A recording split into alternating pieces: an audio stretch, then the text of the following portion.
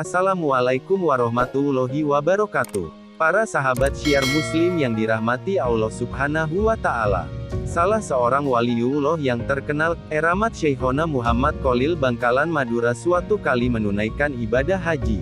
Beberapa saat ketika beliau singgah di Madinah hendak berziarah ke makam Rasulullah di Raudah, beliau berjumpa dengan baginda Nabi Shallallahu Alaihi Wasallam. Ketika itu beliau terlihat mesra sekali bercengkrama dengan baginda Nabi Shallallahu Alaihi Wasallam. Sebelum berpisah, baginda Nabi Shallallahu Alaihi Wasallam mengatakan kepada Syekhona Khalil Bangkalan, bahwasannya kalau Syekhona kembali ke tanah air supaya menyampaikan salam beliau kepada Khozin dari Buduran, Sidoarjo. Setelah beliau kembali pulang ke tanah air, Syekhona Khalil tidak langsung menuju ke rumahnya di Bangkalan, Madura, tetapi langsung menuju Buduran, Sidoarjo. Syekhona Khalil Bangkalan mencari orang yang bernama Khozin sebagaimana yang dipesankan baginda Nabi Shallallahu Alaihi Wasallam kepadanya. Begitu sampai di Buduran, beliau menanyai beberapa orang yang dijumpainya, menanyakan rumah Khozin. Jawaban yang beliau peroleh menunjuk pada sosok-sosok yang bervariasi, semuanya tidak cocok dengan sosok yang beliau bayangkan. Hingga akhirnya suatu saat kemudian di pagi hari beliau bertemu dengan bapak tua, mengenakan kaos obel dan bersarung setengah dicincing ke atas, sedang menyapu halaman sebuah rumah yang mirip sebuah pesantren dengan beberapa gotan bilik-bilik bambu untuk kamar para santri. Syekhona Khalil lalu menghampiri bapak yang tengah sibuk dengan aktivitas paginya tersebut. Setelah memberikan ucapan salam dan dijawab oleh bapak tersebut, beliau bertanya, "Pak, di manakah rumah Khozin?" "Nama Khozin di sini banyak Pak Kiai," jawab orang tersebut. "Tetapi kalau Pak Kiai hendak mencari Khozin yang dimaksud Rasulullah sewaktu sampean di Madinah, ya saya ini Khozin yang beliau maksud," lanjut bapak tersebut. Syekhona Khalil tersentak kaget setelah mendengar jawaban spontan tersebut. Dengan serta-merta beliau menjatuhkan koper perbekalan bawaannya dan langsung mencium tangan bapak tersebut berulang kali. Ya, itulah Kiai Khozin Hoirudin, pengasuh pondok pesantren Siwalan Panji, Buduran, Sidoarjo, sekaligus perintis tradisi khataman tafsir Jalalain, yang pada era Kiai Yakub Hamdani terkenal sebagai podoknya para wali. Hadratus Syekh Kiai Hashim Asy'ari adalah alumni ponpes ini. Beliau sempat dijadikan menantu oleh Kiai Yakub, dan dipersuntingkan dengan puterinya yang bernama Hadijah. Dari perkawinannya dengan Hadijah ini beliau dianugerahi seorang anak bernama Abdullah. Akan tetapi, keduanya, Nyai Hadijah dan Abdullah putranya, wafat di Mekah pada tahun 1930. Di pondok ini kamar Hadratus Syekh Hashim Asy'ari sewaktu masih nyantri sampai sekarang diabadikan keberadaannya, sebagai bentuk penghormatan kepada Hadratus Syekh. Di antara alumni ponpes yang lain adalah Mbah Hamid Abdullah Pasuruan, Kiai Asad Syamsul Arifin Situbondo, Mbah Ud Pagerwojo, Mbah Jailani Tulangan. Ada beberapa kisah menarik terkait santri-santri pondok Siwalan Panji. Salah satunya ialah sebagaimana penuturan cucu Mbah Jailani. Pada suatu musim kemarau waktu itu banyak para petani yang kehausan karena sumur-sumur di sawah maupun rumah-rumah penduduk kering kerontang. Di tengah kondisi banyak orang kehausan itu tiba-tiba mereka melihat Mbah Jailani seperti terbang melayang-layang di udara, sambil membawa timba-timba berisi air beserta pikulannya. Ada juga kisah wali kendil kakak beradik yang meninggal ketika masih menjadi santri.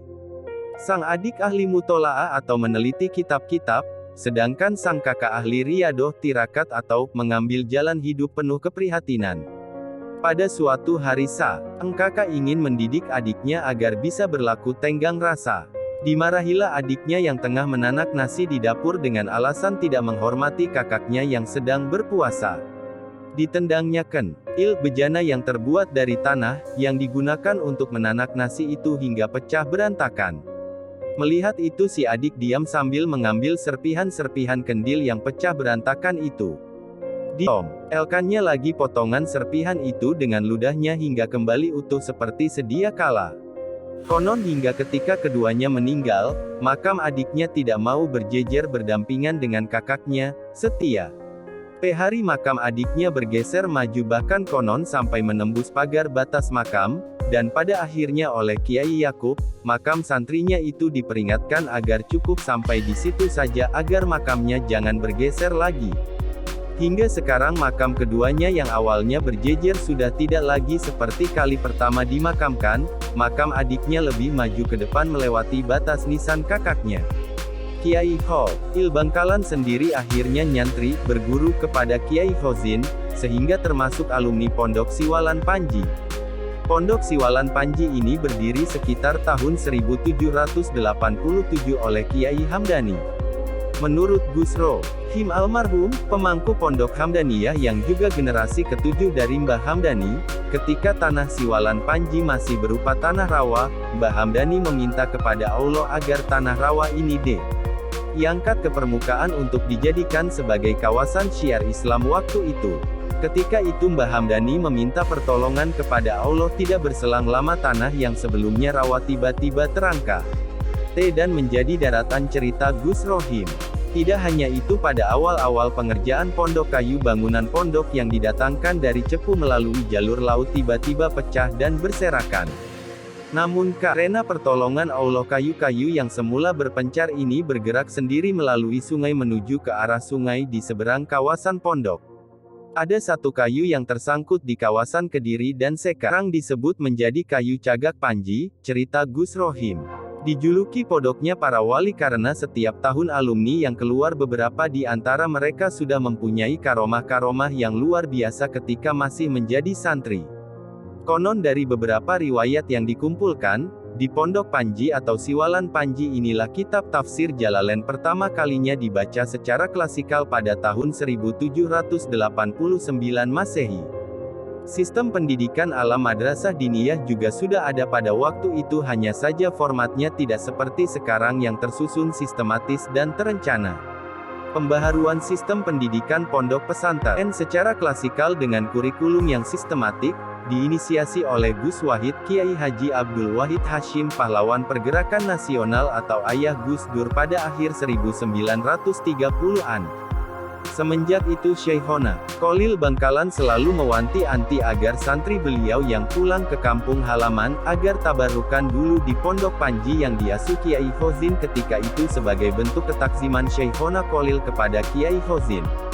Mungkin inilah salah satu alasan mengapa sampai sekarang Pondok Panji terutama Pondok Al-Khozini banyak dipenuhi santri dari Madura sebagai bentuk ketaksiman mereka pada dawuh Syekhona Khalil Bangkalan.